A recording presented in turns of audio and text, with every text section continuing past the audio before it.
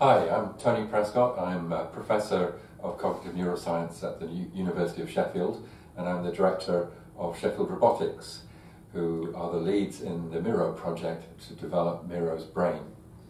I've been working since I graduated in psychology to understand how animal brains work and how human brains work, and a lot of that work has been designing controllers for robots that are similar to how our brains work.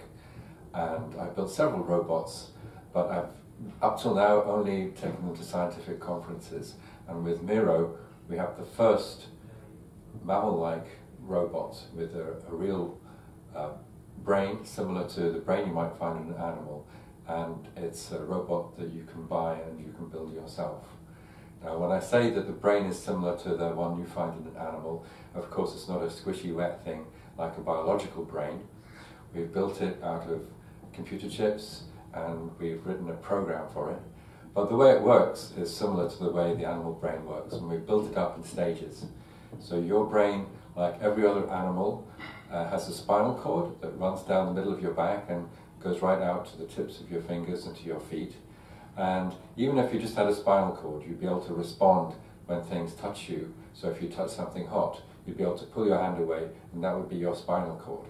And the first part of Miro that we're going to build is going to have a control system like the spinal cord. It's going to respond when it bumps into things and move away. And once we've built that part of the robot, and that will take quite a lot of weeks to build in all the motors and the body parts and the electronics to do these simple behaviors, we'll start to add the real brain, beginning with the back half of the brain, what we call the hind brain, which allows you to do sensing, so vision and hearing, and to connect that to action. So once you start to build the hind brain of Miro, it will be able to respond to things that it can see in the world and that it can hear. And then the final part of Miro's brain is what scientists call the cortex, and it's the forebrain, and it's the part that is most special in mammals and is largest in humans. And it's the part that allows you to learn things and to plan and think about things. And Miro is not going to be as clever as a human by a long way, but we hope it's going to be as clever as some animals, perhaps like a pet animal. And it's going to be able to learn some things, and it's going to be able to respond, and it's going to be able to plan simple behaviors like finding its bed. And you'll be able to teach it some tricks too, and we'll show you how to do that as we go along. So another great thing about Miro is that he actually will have emotions, and he'll respond emotionally to the things that happen to him, and he'll show you his emotional response by changing the color of the lights in his shell.